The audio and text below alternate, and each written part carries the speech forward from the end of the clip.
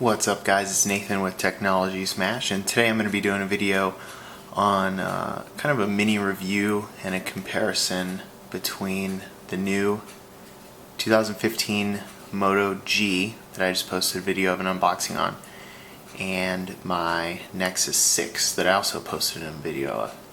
They're both off right now, so I'm going to turn them both on at the same time. I kind of wanted to see boot times, and it takes a little bit, so I'm going to do it right at the beginning. So 1, 2, 3. Then I'll kind of talk about them both. Moto G's a little brighter right now, so I got to turn it down. So I've been using both phones over the past few days, and I have to say I'm super impressed with the Moto G. For the cost of this phone, I would be comfortable carrying it as a daily driver.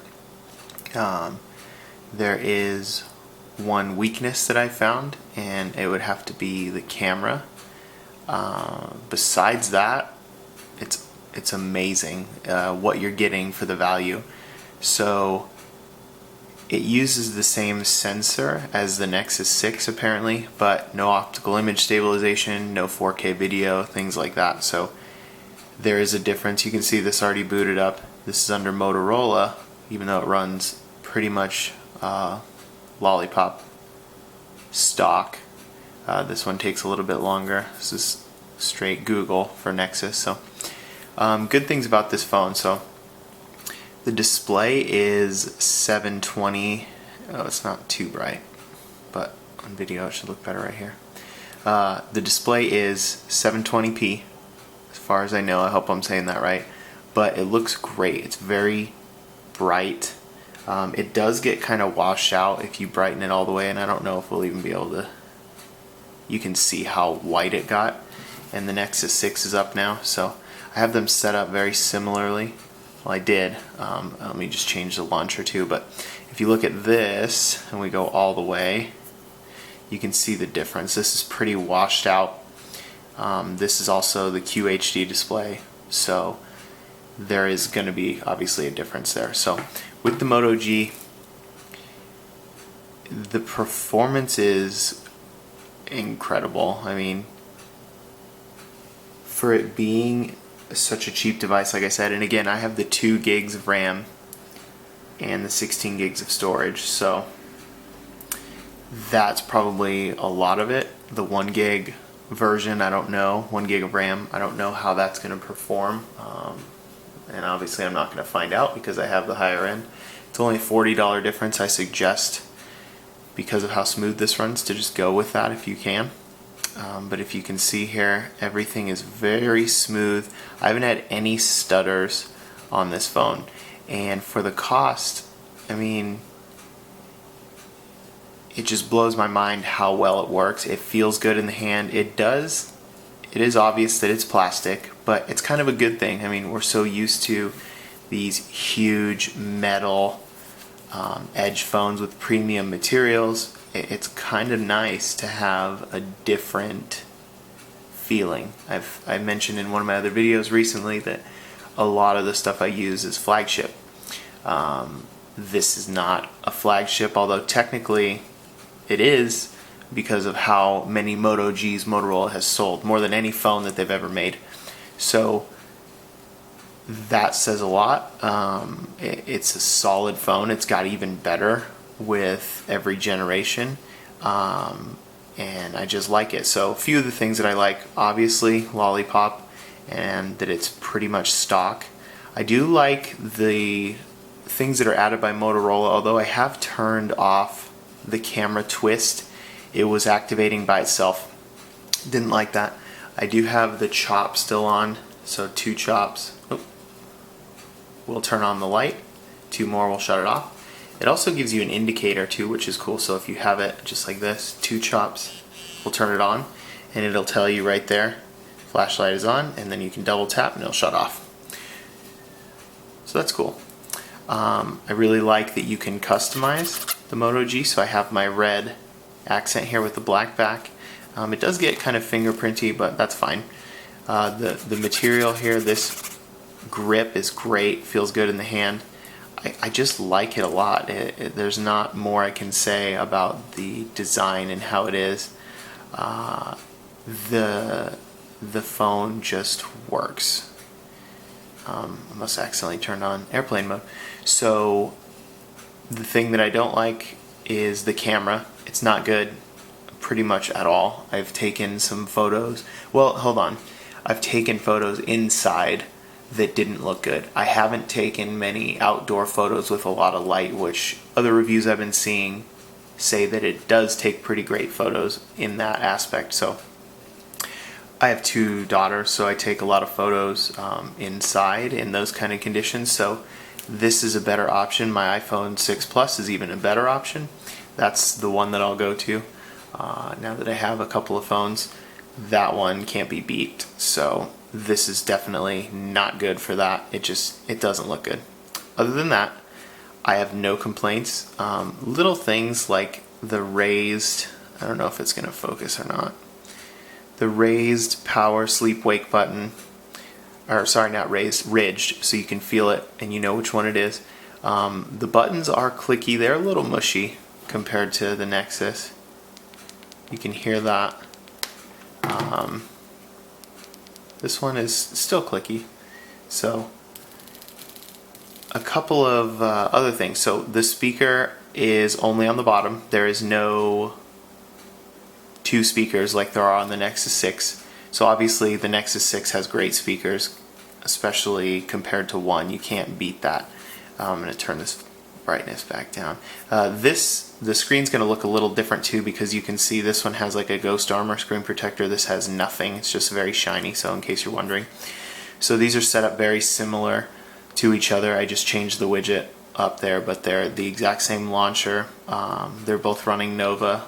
Everything's the same on here. Same apps are in the same places. So you can see how quick things open up. That was just me missing on the Moto G. It wasn't a stutter. So you can just see there's no change in performance. So you can see the smoothness is there for both. It doesn't stop or lag for any reason. So it's just a lot of fun to use. Now, if you're going to run something like a benchmark test, like we'll do Geekbench, and hopefully it runs it pretty quickly. I know one will get done a lot sooner than the other. But you can see their stats there. They're going to be different from each other. But the cool thing is that they don't feel that way as an experience. So if you're somebody who's looking for a new phone, or maybe you are an iPhone user who wants to try Android and you've heard about how slow and unresponsive it can be, stock Lollipop or stock Android vanilla is the way to go. It's going to be what I'm going to do from now on.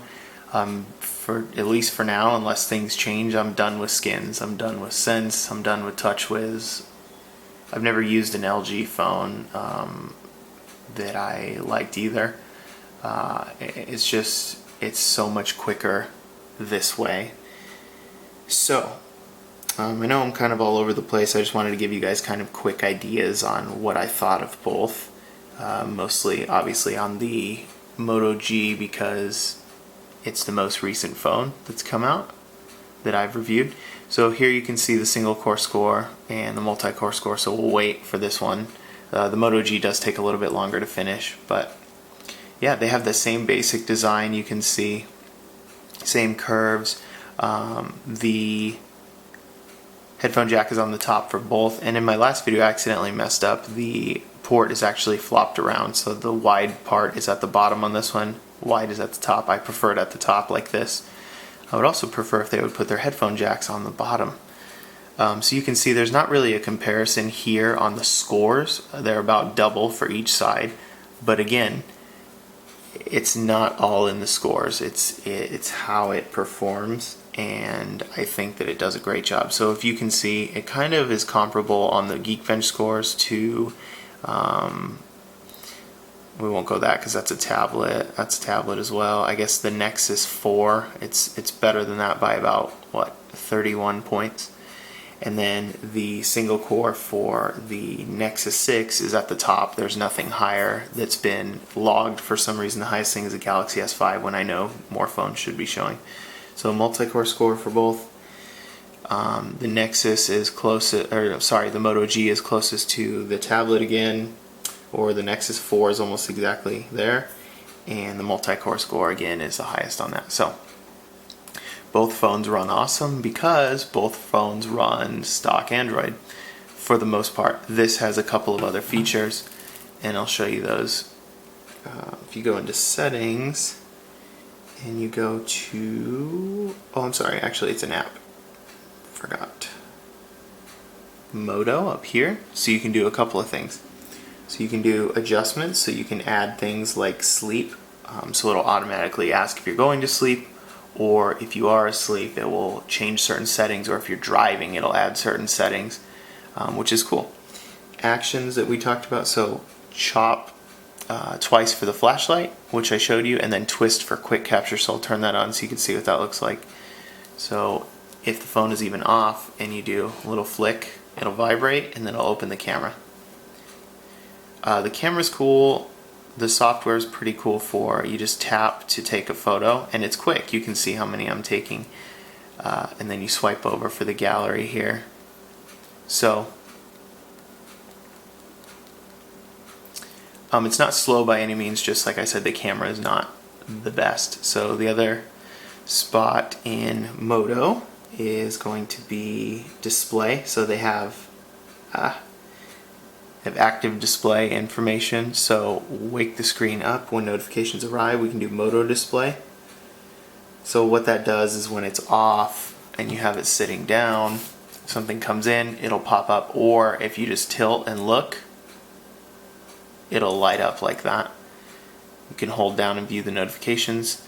That works better on this phone just because of the technology that's in the screen with the AMOLED, so it only lights up what is not black. So it's actually battery saving when it's on, even though shutting it off will save more battery. But the whites take up more color, or anything that's not black actually takes up more battery because it's being used. You can obviously see the size difference is massive. There's no comparison. This is a 5-inch screen, this is almost a 6-inch screen, but the actual phones themselves are way different in size. Again, feels great in the hand to be a smaller phone for once. But I love the Nexus 6 obviously, so I really like both of these phones. If you want to see anything else, or if you would like to ask any questions, feel free to in the comments below.